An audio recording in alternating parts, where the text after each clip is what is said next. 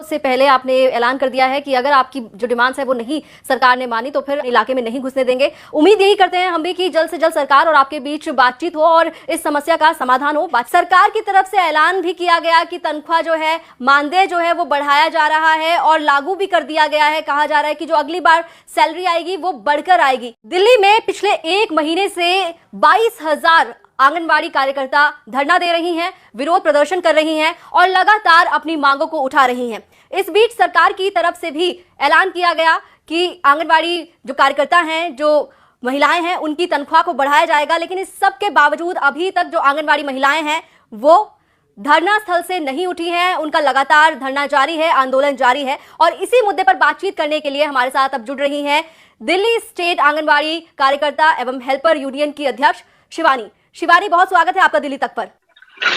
शुक्रिया अनुराधा जी,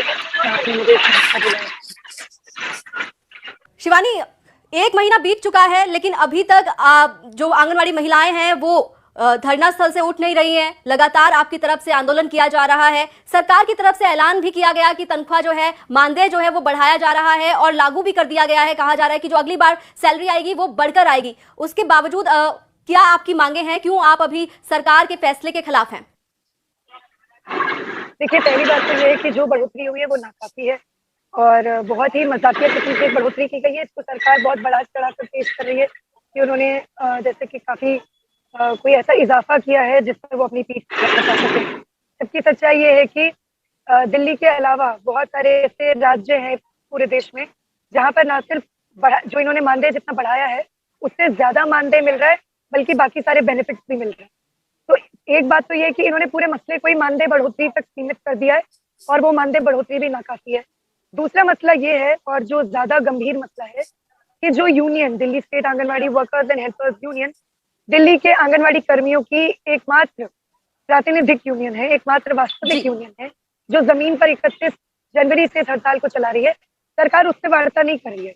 सरकार तमाम इस तरीके की जो दलाल यूनियनें हैं, फर्जी यूनियनें हैं, जेबी यूनियनें हैं, उनके साथ उन्होंने कोई तथाकथित टॉक्स किए, नेगोशिएशंस किए, कोई वार्ता की, पता नहीं क्या वार्ता थी, जो भी था, लेकिन उसके बाद ये इस घोषणा पर पहुंचे। पहली बात है, हमसे कोई बात ही नहीं हुई है, तो ये कहना कि हमारी यूनियन से बात हुई है, इसका तो कोई मतलब ही नहीं है। दूसरी बात, जो बढ़ोतरी हुई है वो नाकाफी है। तीसरी बात, सिर्फ मानदेय तक पूरी मांगों को सिमट कर रख देना और आगे हमारी और क्या डिमांड्स है इसको लेकर कोई बात ना करना, ये भी दिखलाता है कि सरकार बेहद अगंभीर है। जो ये पूरी हड़ताल चल रही है और जो ये तमाम मांगे हैं, इनके समाधान को लेकर सरकार बिल्कुल भी सीरियस नहीं है। और पिछले 1 महीने के हमारे हड़ताल के इस आप कह सकते हैं समयावधि ने ये दिखला दिया है कि सिवाय लफाजी के, सिवाय झूठ बोलने के, अरविंद केजरीवाल की आम आदमी पार्टी की सरकार ने कुछ भी नहीं किया। मसलन कि अभी मैंने तमाम अखबारों में इनका जो हमारे मंत्री हैं राजेंद्र पाल गौतम जी, उनका बयान पढ़ा कि दिल्ली में इस वक्त ऑनरेरियम पूरे हिंदुस्तान में सबसे ज्यादा है। मतलब एक कॉन्स्टिट्यूशनल पोस्ट पर बैठे हुए एक इलेक्टेड रिप्रेजेंटेटिव इतना बड़ा झूठ बोल सकते हैं, मुझे यकीन नहीं हो। मतलब आपने क्या अपना रिसर्च नहीं किया है मंत्री जी? मैं समझ नहीं पा रही हूँ। तमिलनाडु में इस वक्त भी आंगनबाड़ी कर्मियों को 13,600 रुपए मिलते हैं, यही रकम तेलंगाना में है। आंगनबाड़ी हेल्पर्स को 7,800 मिलता है और तेलंगाना में भी यही है। ना सिर्फ उन्हें ये मिलता है बल्कि उन्हें ESI, PF, पेंशन के बेनिफिट्स हैं। केरला में आप देखोगे तो वहां पर गवर्नमेंट उन्हें हाउस रेंट देती है, तमाम अलाउंस देती है। कोई सीरियस इलनेस हो जाए तो सरकार और डिपार्टमेंट उनका ख्याल रखते हैं। लेकिन दिल्ली में तो इस तरीके का सफेद झूठ जो ये पिछले 2 दिन से मैं लगातार न्यूज पढ़ रही हूँ, जिसमें एक मिस इन्फॉर्मेशन का पूरा कैंपेन केजरीवाल गवर्नमेंट ने शुरू किया है। और मुझे लगता है कि इसको काउंटर करने की जरूरत है कि ये एकदम झूठ बोल रहे हैं पूरी दिल्ली की जनता और देश की जनता को भरमा रहे हैं। ऐसा कुछ भी नहीं है, ये एक सफेद झूठ को सच बदलने की कोशिश है और कुछ भी नहीं। शिवानी, सरकार की तरफ से क्या आपको बातचीत के लिए इनविटेशन नहीं आया था? आया था। देखिए, 11 तारीख को हमारी एक रैली हुई थी, खबरदार रैली, काफी बड़ी रैली थी, लगभग 18,000 औरतें शामिल हुई थी। उसी दिन शाम को हमें इनवाइट मिला टॉक्स का, लेकिन उसमें उन्होंने एक ऐसी यूनियन को भी शामिल किया जो एक सेंट्रल ट्रेड यूनियन फेडरेशन से एफिलिएटेड है, जिसका हड़ताल के शुरुआत से ये रवैया रहा है कि वो हड़ताल को तोड़ने का काम कर रहे हैं। आंगनबाड़ी कर्मियों को वो लगातार सेंटर्स खोलने के लिए धमका रहे हैं। मेरे पास तमाम एविडेंस हैं जिससे ये साबित हो जाता है कि उनका हड़ताल से कोई लेना देना नहीं है, उनका स्ट्रगल से कोई लेना देना नहीं है, उनका दिल्ली की आंगनबाड़ी कर्मियों से कोई लेना देना नहीं। उनको सरकार इनवाइट करती है, जिसका कोई मतलब नहीं। आप कैसे इमेजिन कर सकते हैं कि एक स्ट्राइक को लीड करने वाली, स्ट्राइक का नेतृत्व करने वाली एक यूनियन, वो एक ऐसी जी यूनियन के साथ बैठे जिसका काम स्ट्राइक तोड़ने का है। तो ये उसी दिन से सरकार की मंशा साफ थी कि वो ऐसी यूनियन से नहीं इंगेज करना चाहती है जो प्रातिनिधिक यूनियन है, बल्कि वो जेरी यूनियनों से इंगेज करना चाहती है, क्योंकि उनके लिए रास्ता आसान हो जाए। बिल्कुल शिवानी, क्योंकि जब ये मानदेय को लेकर ऐलान किया गया सरकार की ओर से, तो उस वक्त दिल्ली के महिला एवं बाल विकास मंत्री राजेंद्र पाल गौतम ने प्रेस कॉन्फ्रेंस की थी और उसमें तमाम चीजों के बारे में जानकारी दी थी। और उस वक्त उन्होंने ये बताया था कि जो अलग अलग यूनियन है उनको बुलाया गया है, लेकिन कुछ लोग मिलने के लिए नहीं आए, और जो लोग मिलने के लिए आए उनसे तमाम चीजों पर चर्चा हुई और जो जायज चीजें रही उन्हीं के अनुसार जो है वो मानदेय को बढ़ाया गया है। इसके अलावा अगर आपकी बात की जाए, जो Delhi state anganwadi workers and helpers union है, आपकी क्या क्या ऐसी मांगे हैं जो सरकार अभी तक बिल्कुल भी उन मांगों को नहीं सुन रही है? देखिए, मैं अगर पहली बात मैं बताऊं कि वैसे तो सरकार जो कह रही है और जो जिस यूनियन के बारे में मैं बात कर रही हूँ, सीटू से एफिलिएटेड एक यूनियन है, इनके तो नैरेटिव में ही बहुत फर्क है। अब ये सीटू की यूनियन कह रही है कि सरकार ने एक तरफा फैसला करके जो है ऑनरेरियम बढ़ा लिया। सरकार कह रही है कि उन्होंने इनसे वार्ता की है। सच क्या है ये आपस में डिसाइड करके दोनों पक्ष बता दे। हमारे लिए तो दोनों अलग पक्ष नहीं है, एक ही पक्ष है, सरकारी पक्ष है।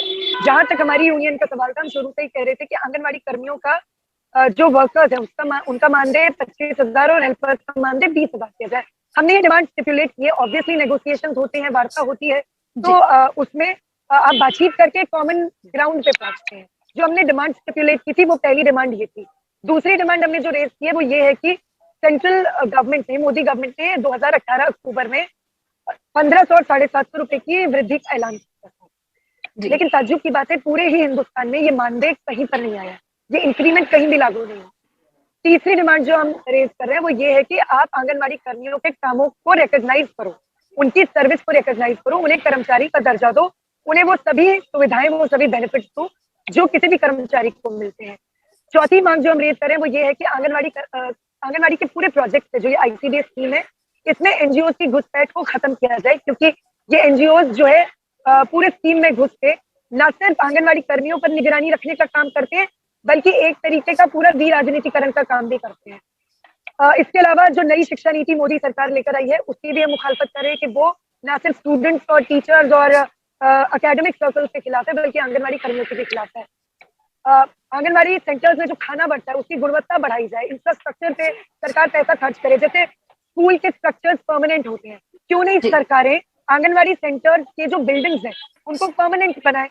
आप देख सकते हैं हर जगह आंगनबाड़ी सेंटर्स रेंट पर मिलते हैं, और इलाके जो होते हैं वो झुग्गी बस्तियां होती हैं, ऐसे इलाके होते हैं जहाँ पे आपको बड़े कमरे मिलेंगे ही।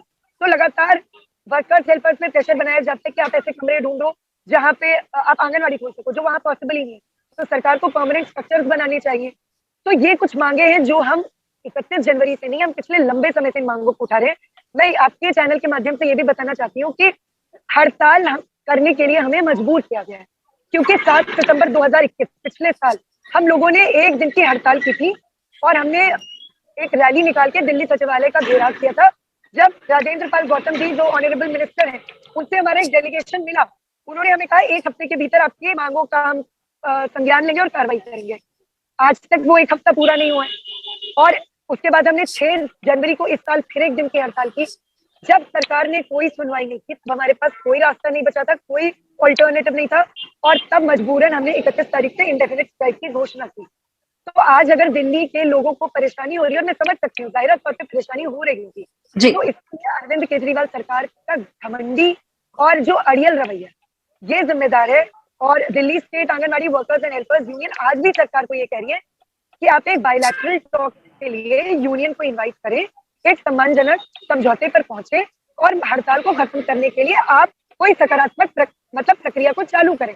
आप ऐसा नहीं कर रहे हैं, आप उल्टे वर्कर्स और हेल्पर्स को टेरराइज कर रहे हैं, आप उनको डराने धमकाने का काम कर रहे हैं।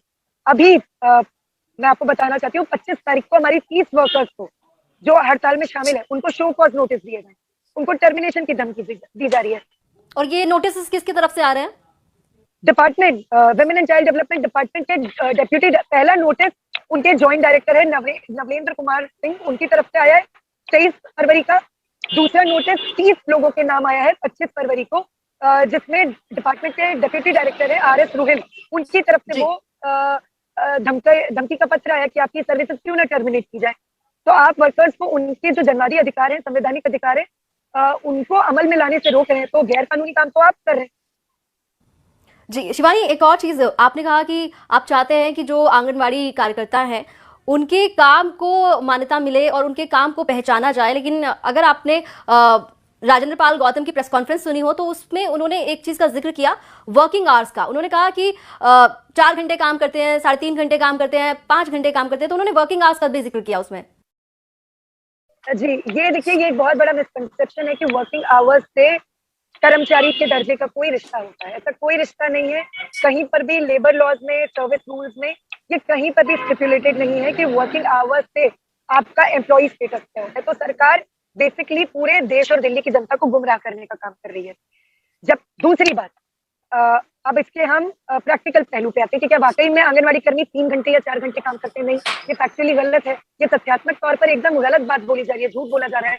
सच्चाई ये है कि कहने के लिए आंगनवाड़ी, दिल्ली में आंगनवाड़ियां 9 से 2 बजे तक खुलती है, लेकिन आप किसी भी आंगनवाड़ी वर्कर हेल्पर से, आपके चैनल में तो कई बार कवर किया हमारे प्रोटेस्ट को, आपने बात की है उनसे, ज्यादातर जगह पर आंगनवाड़ी कर्मियों को 4-4 बजे तक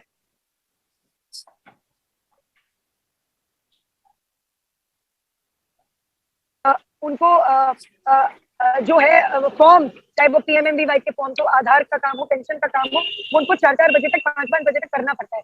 इसके अलावा जब से इनको मोबाइल फोन दी गए तब से तो ये रात के 11-12 बजे तक अपने डेटा एंट्री करती हैं, जो है ऐप मेंटेन करती हैं। तो फैक्चुअली भी इनकरेक्ट है और लीगली स्पीकिंग भी, अगर हम तो कई आप गंभीर आरोप जो है यहाँ पर सरकार पर भी लगा रही हैं। अगर हम अब मौजूदा स्थिति की बात करें शिवानी, तो अब क्या आपका जो यूनियन है वो सरकार के साथ नेगोशिएशंस के लिए तैयार है?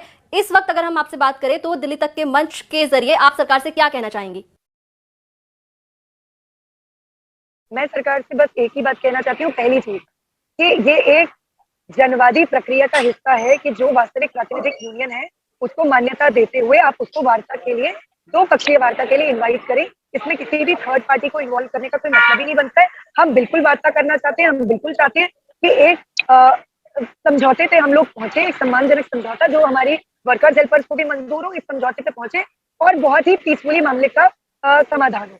दूसरी डिमांड जो हम रेज करें कि जो 23 और 25 तारीख के ये गैर कानूनी असंवैधानिक ऑर्डर हमारी वर्कर्स और हेल्पर्स को डराने के लिए गवर्नमेंट और डिपार्टमेंट की तरफ से निकाले गए हैं, उन ऑर्डर्स को तत्काल वापस किया जाए। अनुराधा जी, मैं ये भी बताना चाहती हूँ, फिलहाल हमारा धरना ना सिर्फ सिविल लाइन्स पे चल रहा है बल्कि women and child development department का जहाँ हेडक्वार्टर है कश्मीरी गेट, वहां पर भी हमने हमारा एक ऑक्यूपाई मूवमेंट वहां पर चल रहा है। वहां पर हमारी हजारों बहनें डेली सुबह से रात तक, पिछली 25 तारीख का चौथा दिन है जहां हम दिन के 24 घंटे दिन और रात वहां पर भी अपना धरना चालू किए हुए हैं।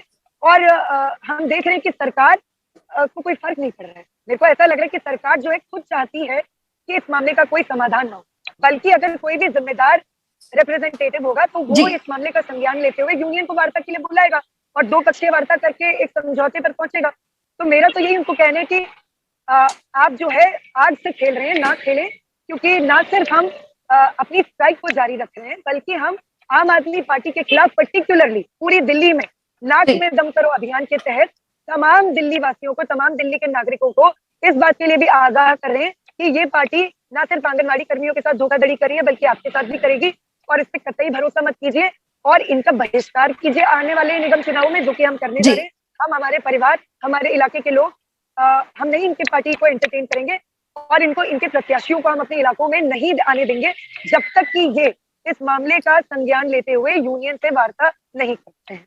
बिल्कुल, यहाँ पे काफी बड़ी बात आपने बोल दी कि निगम चुनावों से पहले आपने ऐलान कर दिया है कि अगर आपकी जो डिमांड्स है वो नहीं सरकार ने मानी तो फिर आम आदमी पार्टी जो निगम चुनावों को लेकर काफी ज्यादा उत्साहित है, उनके जो कैंडिडेट्स हैं उनको आप लोग अपने इलाके में नहीं घुसने देंगे। उम्मीद यही करते हैं हम भी कि जल्द से जल्द सरकार और आपके बीच बातचीत हो और इस समस्या का समाधान हो। बातचीत करने के लिए बहुत बहुत शुक्रिया शिवानी आपका।